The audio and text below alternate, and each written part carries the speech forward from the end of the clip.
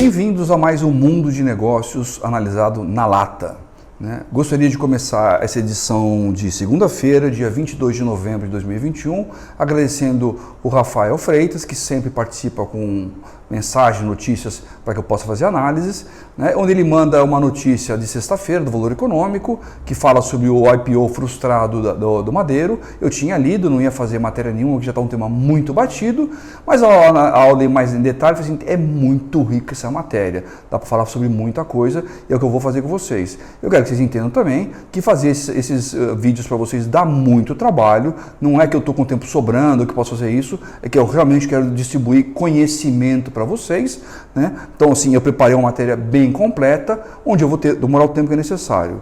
Outra coisa muito importante dizer é que, diferentemente dos economistas de plantão, ou dos consultores, ou dos jornalistas, que aparecem com uma biblioteca cheia de livros atrás deles, talvez com livros que eles nem saibam o que está ali dentro, é uma bela propaganda dizendo que eles têm aquele conhecimento na cabeça, Diferentemente disso, eu tenho poucas folhas de sulfite atrás de mim, de temas financeiros muito importantes para tocar a gestão do negócio do dia a dia. E eu estou usando aqui atrás de mim o que é a parte mais importante para usar, para aplicar na prática, não para falar em discurso de palanque na teoria ou na reportagem. Bom, a matéria de hoje fala sobre o Madeiro, O Madeiro congela IPO e busca nova linha de crédito. Muito engraçado isso, porque quem ia fazer um IPO, que teoricamente é para financiar o crescimento, agora não quer mais isso e quer buscar uma linha de crédito para financiar o caixa que está com um buraco. Ou seja, mostra que a finalidade não ia ser devida, porque a empresa está numa situação diferente do que ela realmente tenta passar. Bom, e muito importante para isso é analisar os dados, para a gente saber o que está fazendo, e é isso que eu vou fazer com várias partes conceituais.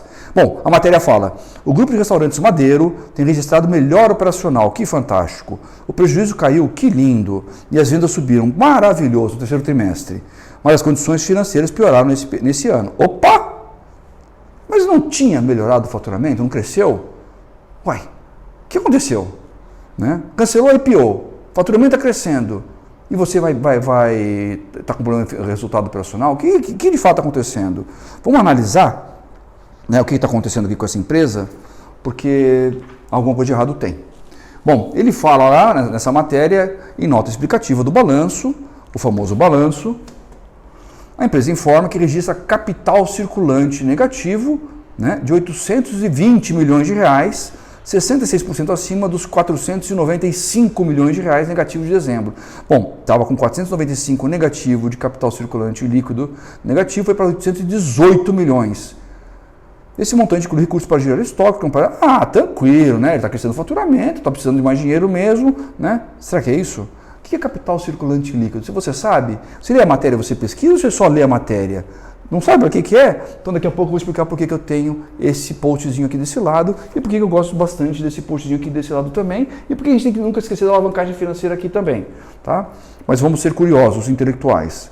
Nesse mesmo texto, ao citar o capital circulante negativo, a rede afirma que vem renegociando dívidas com bancos, buscando novas linhas para reduzir a dívida de curto prazo e tem retomado a receita aos mesmos níveis pré-pandemia. O que importa é retomar nível de receita pré-pandemia se você não gera resultado operacional e precisa buscar dinheiro de terceiros.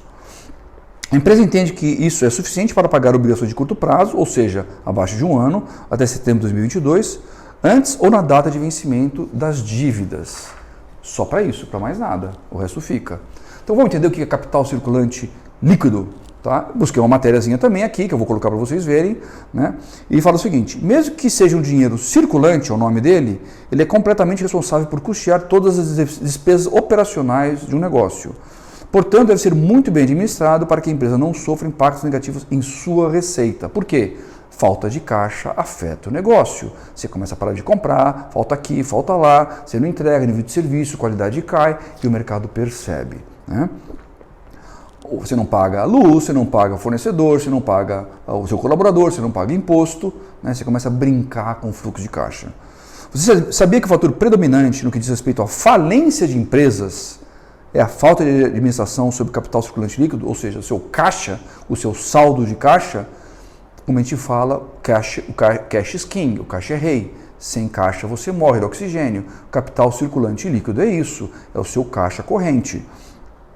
Isso porque em determinado momento do ciclo financeiro, nós vamos abordar ele aqui já, e por isso que ele está aqui, não um livro, a empresa paga pelo produto do seu estoque espera até que esse mesmo produto seja vendido e só então recupera o seu dinheiro investido. E é por isso que a gente fala que estoque é pó, é ineficiência, porque ele está lá parado, ele é um dinheiro em outra forma, em outro formato, enquanto ele não só é vendido, você recebe, se não é inadimplência, você recebe, ele não é retorno do seu capital, não é caixa, não é dinheiro. Então é muito importante gerenciar o ciclo financeiro do seu negócio. E por isso, quanto menor o estoque, menos dinheiro você tem empatado, menos custo capital você tem sendo cobrado do seu business. E vocês não sabem. E aí ficam fazendo oferta, dando desconto, aumentando o prazo de pagamento, correndo risco na inadimplência por não fazer crédito direito e não sabem que vocês quebram.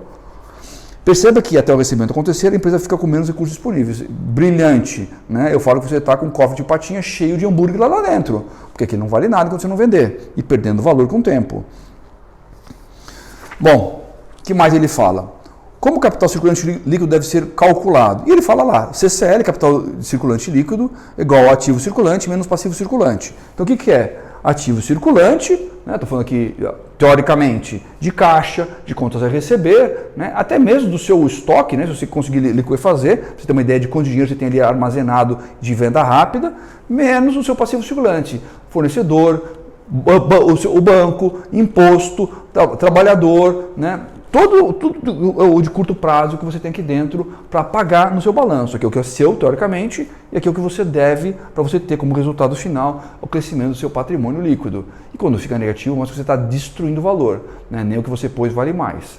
Que muitas vezes as empresas já estão com PL virado. O que é? É o patrimônio negativo. Você destruiu, está destruindo o valor dele que você colocou.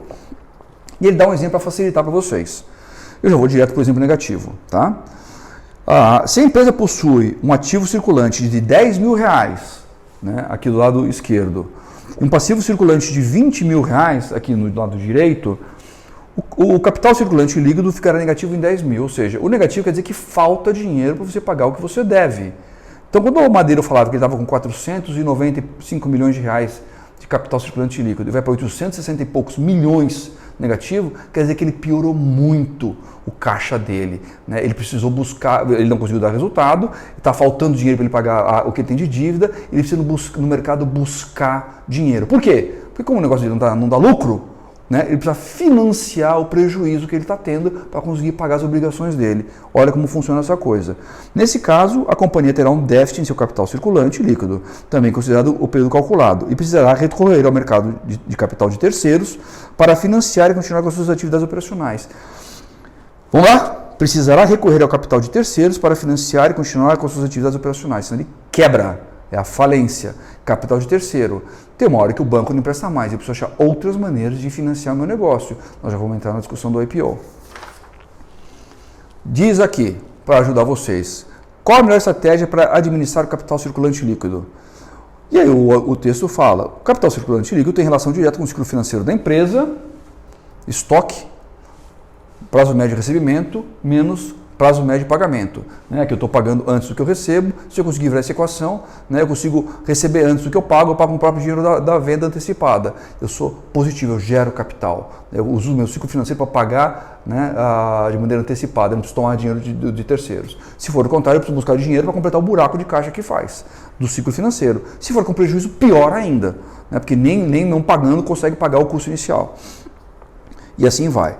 E ele fala que o ideal do gestor da companhia é conseguir adiar ao máximo o pagamento dos seus fornecedores, né, prazo médio de pagamento dos seus fornecedores aqui embaixo, se você conseguir levar para cá, e antecipar o máximo possível o recebimento dos seus clientes aqui, né, para tentar ver se vira. O que dificulta a brincadeira no meio? Os estoques. E por isso que a gente fala que o estoque tem que ser pequeno. Quanto menor, menos dinheiro em formato do que seja, matéria-prima, material de embalagem, matéria-prima semi-acabado, né, eu consigo encolher isso aqui e virar a equação e gerar dinheiro com o meu fluxo de caixa.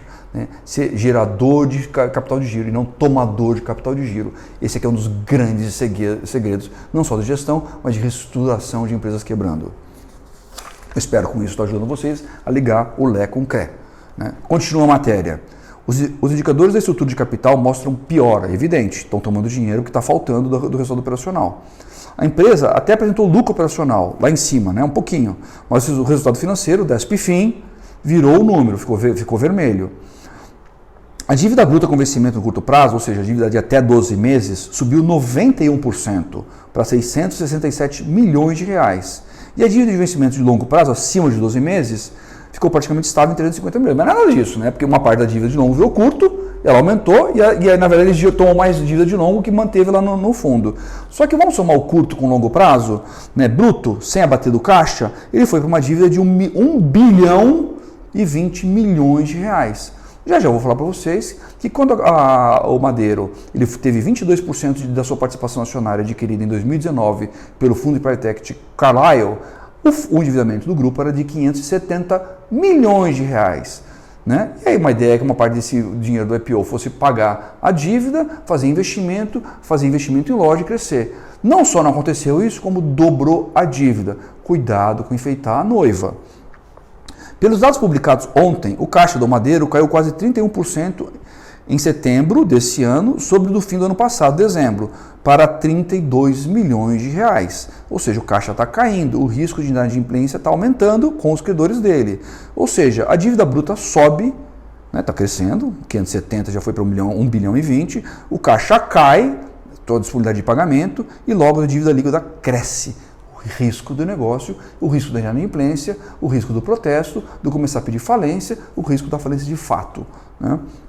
Esse montante até setembro soma 981 milhões de dívida líquida, alta de 50% sobre o fim de 2020. Ou seja, o buraco não para de crescer, por mais que às vezes esteja crescendo, o faturamento está crescendo, mas a dívida está crescendo mais ainda. É o que eu falo, você está pagando para vender, você está doando o produto. Né? Com uma dívida financeira mal administrada, quanto mais risco você vê, mais cara ela fica, mais seu déficit FII engorda, mais seu resultado vai piorar. O ciclo vicioso entrando em ação. E o acionista não faz nada agarrado no leme, acreditando com doce sereia. O maior aumento foram as linhas de capital de giro de curto prazo para conseguir financiar o curto prazo e empurrar a dívida. Na matéria do balanço, a empresa diz que o crescimento da dívida refletiu a necessidade de suportar as operações durante a segunda onda da pandemia. Pode ser verdade. Ainda informa que a dívida cresceu para suportar a estratégia de expansão de expansão da companhia. O grupo abriu 27 lojas até setembro e fez investimentos na cozinha central. Já tinham feito investimentos numa fábrica de pão, teoricamente alguma coisa a ver com uma fábrica de hambúrgueres e abertura de várias novas lojas, inclusive marcas, Jerônimo e outras coisas mais que a gente vai discutir daqui a pouquinho. E aqui que eu falo para você, a empresa está fazendo prejuízo, não consegue pagar a despesa financeira, está com a dívida de curto prazo vencendo, está com o resultado operacional negativo e está fazendo investimento em loja, em capex, quando ela não tem dinheiro. Então, quando eu falo nos meus vídeos de prioridade, é isso. Quando eu falo de você separar tumor e gripe, né? Se você vê o que é importante, quando você está com o avião caindo, tirar peso fora morto e focar no que vai te manter voando, esse tipo de coisa. Para que você vai fazer investimento em capex, em novas lojas que vão ter capital de giro, que vai ter mais gente, que vai ter mais imposto, né? Que vai ter mais estoque, que vai ter mais conta de luz, quando você não consegue pagar o que você tem no seu dia a dia? Para que você vai usar o pouco recurso que você tem para desviar, para diluir ainda mais o seu caixa? É de um absurdo total. É o tipo de coisa que você fala assim, infelizmente, para e espera. Isso aqui é gripe, isso aqui não é tumor. O tumor é fazer o meu negócio básico voltar a ser rentável, pegar lojas que não são eficientes e fechar, né? Reduzir o prejuízo, a perda de dinheiro, focar onde dá dinheiro, para melhorar. E aí depois, se der, começar a pagar os credores, né? Realongar por confiança, e aí voltar a crescer de maneira sustentada. Mas não, o cara está quebrando e colocando dinheiro que ele não tem, tomando dinheiro para fazer financiamento em mais lojas que vai dar mais prejuízo para ele, porque o business dele não está sustentado. Bom, como eu falo, aqui se faz, aqui se paga. Né? Em junho, em nota no balanço do primeiro trimestre, a Madeira informou que não havia no começo do ano garantias de que conseguisse honrar suas dívidas de curto prazo, menos de 12 meses, antes do vencimento, e por isso a empresa está fazendo acordo com os bancos. Bom, é o famoso renegociando a dívida com o banco. E aí ele fala que eles estão conseguindo um waiver, né, um tipo de um perdão, né, uma carência na dívida, com pelo menos 2 dos principais bancos que eles têm, que é o Bradesco e o BTG, por ter descumprido indicadores financeiros do contrato, que a gente chama de covenants. São algumas métricas que você tem no contrato, que se não forem respeitadas, o banco ele pode pedir o vencimento antecipado do contrato. E aí quebrou a empresa, porque ele vai lá e busca todo o contrato, todo o dinheiro que está emprestado, não espera o pagamento em PMT, e o caixa não aguenta e a empresa quebra mesmo. Né? E o banco aproveita e faz o quê? Fala assim, tá bom, eu te dou um waiver, mas eu quero mais garantia, o custo subiu, né? O prazo é um prazo mais curto, porque eu não quero correr risco. E na verdade o que o banco está fazendo, o banco amigão, o gerente amigão, ele está melhorando a condição de garantia que ele tem do empréstimo que ele tomou. Se a empresa quebrar, ele vai ter o mínimo de perda ou até ganho. né? Vai ter alguns ativos bons, a venda rápida que a gente chama, ele vai conseguir pegar o valor baixo, depois ele vende e ainda tem lucro nessa operação. Ele não vai perder. E da linha que ele estava cobrando, de curto prazo, o dedo no pulso que a gente chama, ganhando juros muito mais alto. Então de amigo ele não tem nada, né? Ele está se aproveitando de você nesse momento, onde a corda está apertando você e o roxinho está te matando.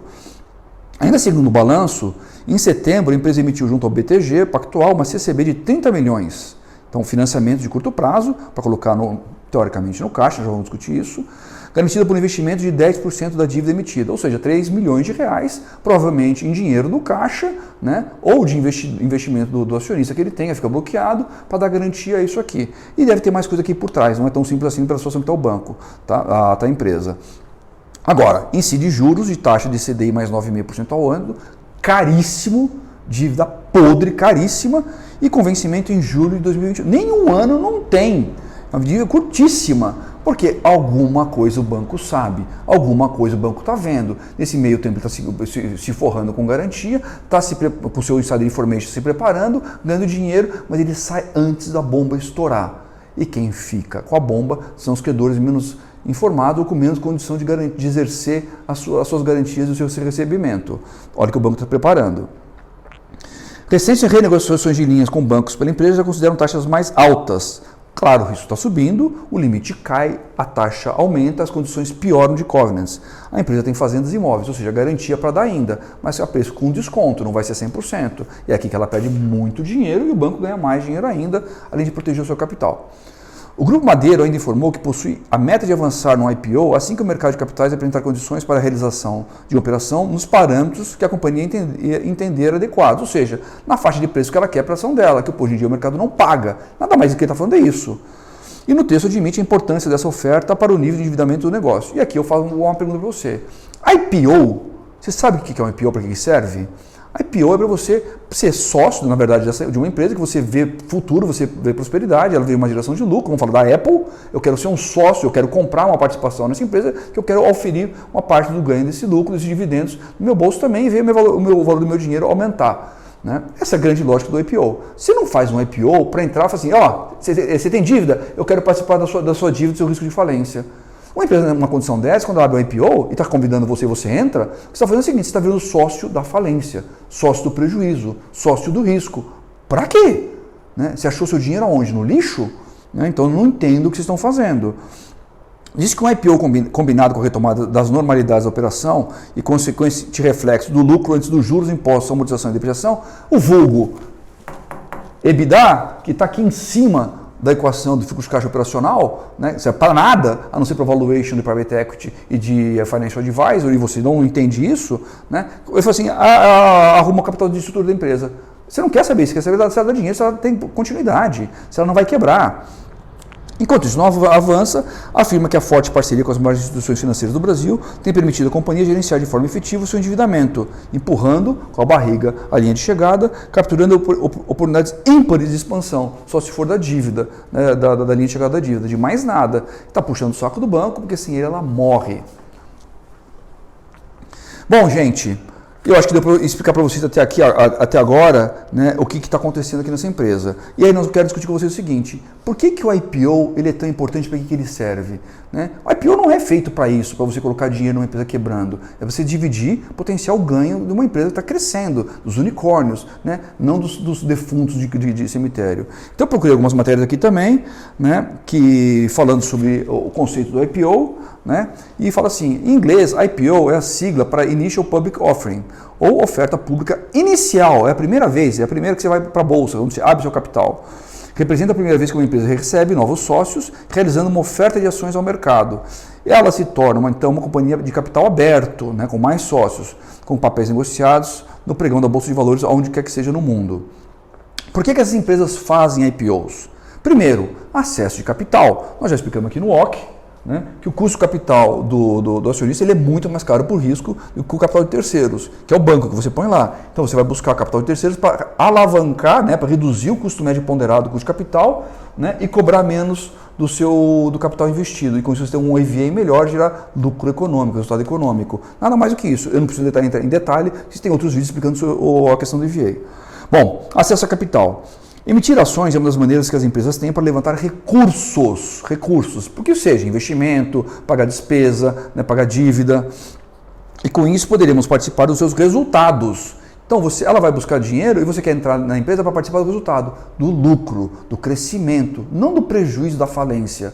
Então quando uma empresa na situação da Madeiro ou equivalentes outras vão buscar um IPO, meu amigo, ela está buscando sócio para prejuízo. Né? Ela está procurando trouxa no mercado para dar saída para quem tem insider information. Esses valores, em geral, financiam investimentos necessários para que a empresa cresça e prospere. É para isso que você faz um IPO. É para financiar alguém que você acredita, que está no seu estágio inicial de crescimento, você vê perspectiva de crescimento futuro, você vai lá e põe dinheiro. Você está ajudando a financiar um negócio que você vê boa oportunidade de ganhar dinheiro lá no futuro. Imagina quem entrou na Apple lá atrás.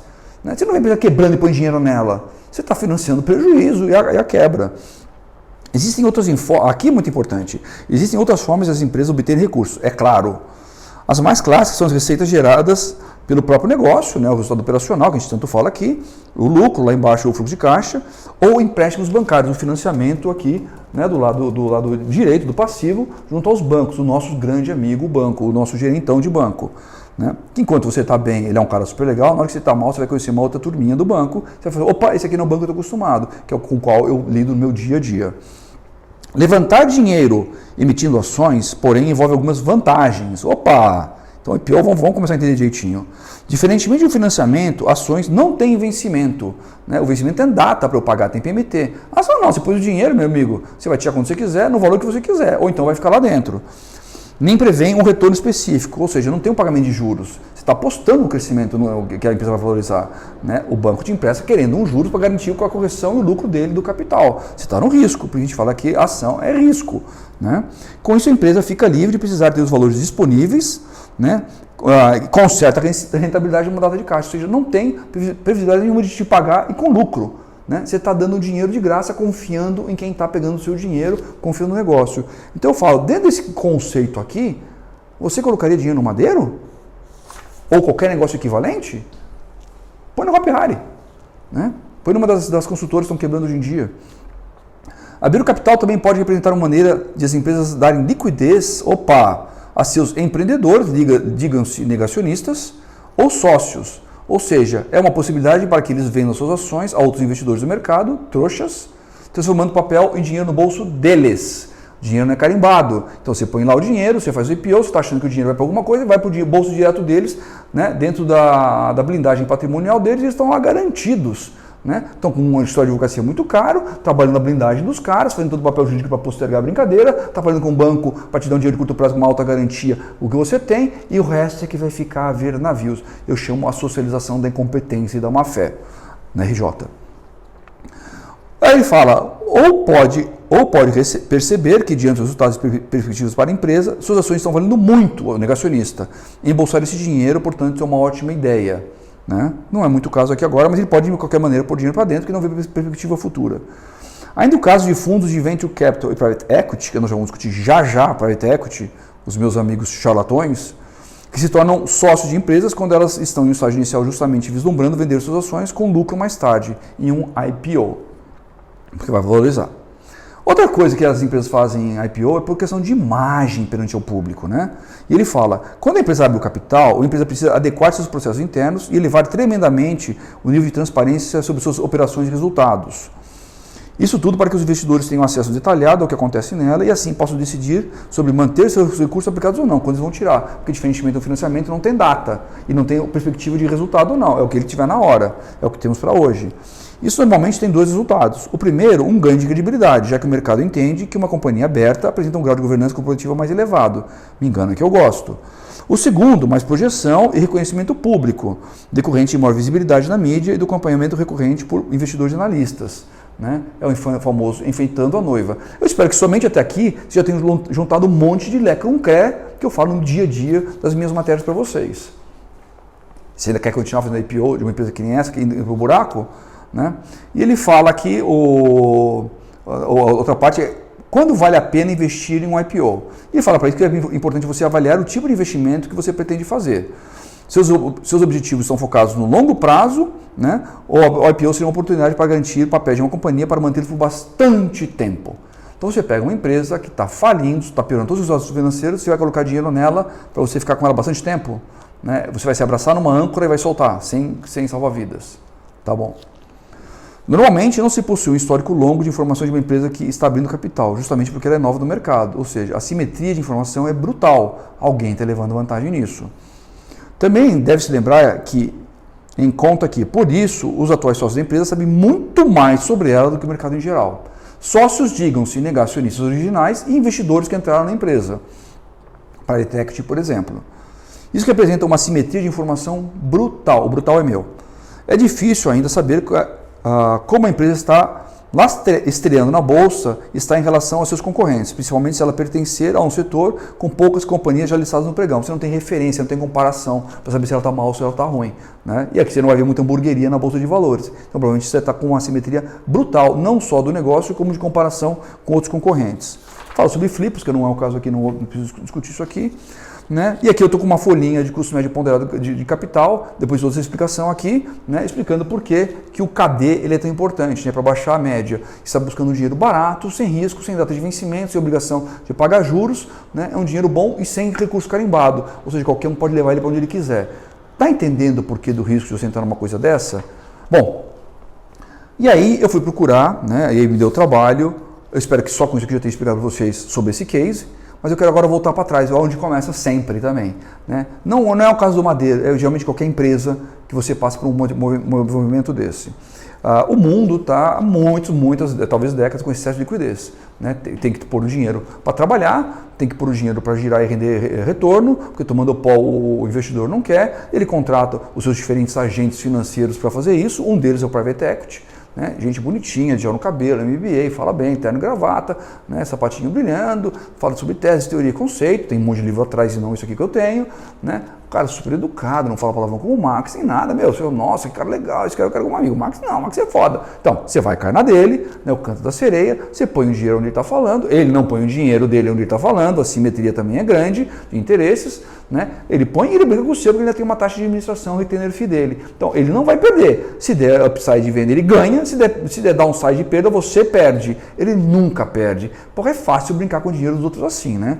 Bom, e falava, acho que era mais ou menos janeiro de 2019, que o grupo de Private Equity, um dos maiores do mundo, o Carlyle, compra uma fatia do restaurante Madeiro por 700 milhões de reais e mira o IPO naquela época, em janeiro de 2019, né, e falava que 700 milhões, que era a parcela correspondente ao percentual que eu já vou dizer para vocês, seriam aportados pelo Carlyle para usar, para quitar dívidas e deixar a empresa mais atraente para a bolsa, para um futuro IPO.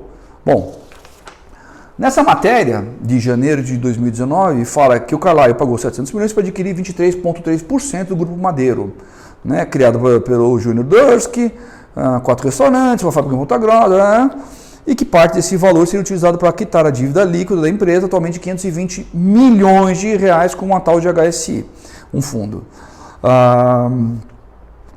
E aí o Dursky fala, agora somos uma empresa sem dívida, porque ele estava com 520, pode ter com 700, teoricamente se ele matasse tudo ele não tinha dívida. Com dinheiro em caixa, não preciso mais gastar tempo com banco. Opa, banco, você vai lembrar disso no futuro. O meu tempo é com o meu time. Comemorou ele em entrevista exclusiva a um órgão aqui.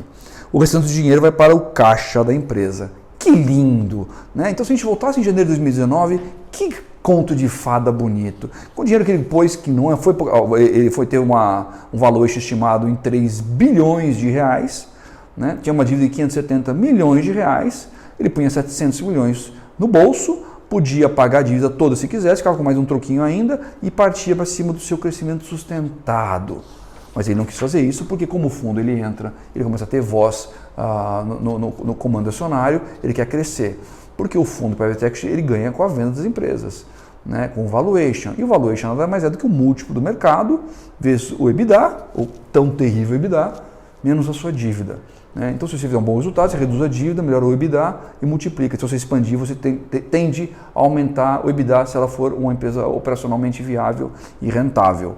Essa é a tese dos fundos de Private Equity. Novamente lembrando que esses agentes são extremamente arrogantes, sendo de MBA fresquinhos, né? Ou então executivos que só fizeram besteira no mercado, né? Mas ninguém sabe, tem um nome lá, você viu a experiência, que ele passou, você não viu as merdas que ele fez, e você compra a tese, você põe seu dinheiro, ele está ganhando dele mensalmente, né? Está ganhando os seus bônus também anuais. Se der um up, ele vai ainda tirar uma trelada da venda da empresa. Se der down, você perdeu, ele sai fora tranquilo, vai para a próxima. Você ficou sem dinheiro. Em nota, Carlyle destacou que Madeiro como a maior rede de restaurantes de casual dining e fast casual do Brasil e destacou os planos de transformar a Madeiro em uma das redes de restaurantes mais prominentes do Brasil e também foi tentar a brincadeira no mundo afora, né? Estados Unidos, deu errado. Barará, e fala um monte de puxa-saco para o dono, que vai se mostrar assim, uma falácia. Né? Fala que investir numa fábrica de molhos, numa fábrica de pão, de sobremesa, né? Que ia abrir restaurantes novos, 52 restaurantes naquela época, né? 24 da marca Madeiro, metade dessa marca Madeiro Steakhouse em shopping, outra em modelo container, outros 24 Jerônimos, né? Que a gente está vendo por aí um monte vazio, né? Marca voltada ao público millennial que trabalha com o conceito de smashed burgers, 13 em shoppings e 11 em container. O grupo também pretende abrir uma Dundee Burger e 3 lojas da sanduicheria. Bom, ia pegar esse dinheiro para fazer isso. E uma quinta marca, bom, gente, agora estou voltando para trás, olha o sonho que tinha aqui, olha eu vendendo a noiva, olha enfeitando a noiva, olha o canto da sereia. Números daquela época, o Madeiro faturou 812 milhões no ano passado, 2018, de acordo com o balanço preliminar. Crescimento de 56% em relação ao ano anterior, 2017, quando o grupo fechou com 520, em cima de um balanço preliminar. Você nem sabe o que está ali dentro, você está comprando a notícia. Né? O cara está lá vendo, está vendo o tamanho do crescimento, fala, opa, posso fazer isso aqui crescer muito mais rápido com dinheiro de terceiros, aumentar a brincadeira, fazer um negócio de evaluation grande e ter uma saída gigantesca. Essa é a tese do cara. Tão simples quanto, nada de não precisa ser brilhante. O Excel faz. Né? Aí ele fala assim, Dirk sabe que o ritmo de crescimento considerado de startup será difícil de manter conforme o grupo cresce e ganha envergadura, ganha tamanho, mas quer manter a média de 50% para os próximos 2 anos pelo menos. Pelo amor de Deus, haja mercado para isso, né? E tomara que não tenha uma crise pela frente, ainda mais se chamar Covid. A previsão é fechar 2019 com faturamento de 1,25 bilhão de reais, o que deve ser relativamente fácil de atingir gasto de investimento aplicado pelo Carlyle. Para 2020, o desafio é um pouco maior. Quem dera ele soubesse o que ia acontecer. O IPO pode ajudar, mas a abertura de capital em bolsa é sempre uma tarefa desafiadora. Somados todos o que ele falou, emprega 5 mil pessoas e a previsão dele é terminar o ano com 8 mil. Também esse ano o escritório central de Curitiba deve ganhar uma nova sede. Aí começa o famoso crise de estratégia, né? Começa a investir onde não é importante, onde não é core business, desviar dinheiro, né, da operação principal, porque começa a ficar aquela megalomania e o dinheiro do caixa vai indo embora. Abertura de capital é um próximo passo, né, prevista para o ano que vem, 2020. Mal sabiam eles o que ia acontecer. A sociedade com a Carlyle, olha que legal você comprar um brasão, né? Então você não é só que você vendeu, você ganha um brasão. A gente falou da imagem logo atrás. Deve facilitar o processo, avalia Dursky, tanto pelo know-how do fundo de empresas de capital aberto, aonde, meu amigo, quanto pela grife ter um sócio dessa envergadura. É a marca que você está comprando. Quando formos abrir capital no ano que vem, o IPO, além do Madeiro, nós temos um sócio que chama Carlyle, então está se apoiando na marca do outro, que é o maior fundo do mundo. Além de ser um agente compliance que não aceita nada fora da regra, ou seja, você está indo na imagem dele, você está colando na credibilidade do cara para tentar fazer o seu valor aumentar. Não é isso que vai fazer o valor aumentar. O seu valor aumentar são seus financials melhorando, você dando lucro, resultado, caixa, pagando endividamento, né, alongando o que você tem, baixando o custo de despesa financeira e fazendo EVA. É isso que te faz o seu valor aumentar, né, e não é fazendo ESG. O processo de diligência do fundo para entrar na sociedade foi rigorosíssimo, segundo Dursky, com participação de mais de 180 pessoas. Eu queria saber quem são essas 180 pessoas hoje em dia, né? Porque o buraco está desse tamanho. Se fosse processo meritocrático, deviam estar fora da empresa, como eu falo aqui, né? Up or out. O apetite de investidores no mercado de fluências continua grande, né? Bateu o recorde em 2021. Se viu para os grandes fundos de private equity que compram participações em empresas buscarem formas de sair de investimentos antigos. Opa! Então o que ele está fazendo? Ele está pegando o dinheiro de alguns, fazendo uma propaganda, põe para dentro e ele sai fora. Ele realiza o dele sem ter perda, quem ficou dentro é que vai ter perda. É o famoso da saída. É isso que eu quero dizer para vocês quando quer dar saída. Alguém está saindo com formação privilegiada, recuperando o seu, não perdendo, e alguém está entrando que vai assumir a perda de quem está saindo. Isso geralmente são os financial advisors, são os bancos e são os negacionistas de plantão, né? Mesmo em um momento em mercado menos positivo, com as projeções de expansão de 2022 reduzindo, ainda há muitos fundos na fila da porta de saída de grandes negócios, ou seja, de querer dar saída e pôr trouxa para dentro. Será que vocês estão entendendo o que eu estou falando ou não? Foi graças a essa onda positiva de fusões e aquisições que o fundo Advent conseguiu vender o grupo Big, ex-Walmart, a rede francesa Carrefour, que está indo para o buraco. Mas recentemente a Partners Group se desfez da Hortifruti Natural da Terra e acabou na mão da Americana, que também está fazendo buraco entre os IPOs. Bom, então eu quis pegar essa matéria aqui para vocês e mostrar como um IPO estava sendo usado da maneira indevida, né, quando ele é para gerenciar crescimento, dividir lucro e não prejuízo, né, e como os devidos agentes de mercado podem se usar do seu não conhecimento ou sua assimetria de leitura para tirar proveito da saída e você ficar dentro do buraco. E como você fazia para ler notícia de direito e ler os fundamentos econômicos financeiros que são irrelevantes, né? Esse aqui atrás, e não a capa de livro, para você poder trabalhar no seu dia a dia melhor. E entender que o nosso dia de negócio é muito duro, eu não estou aqui para fazer brincadeira, eu estou fazendo esse vídeo aqui para ensinar você. Quem quer, quer, quem não quer, quer. Então quem não quer, tchau. Né? Vai continuar sendo uma lata. E por que a gente fala aqui, águia só voa com águia.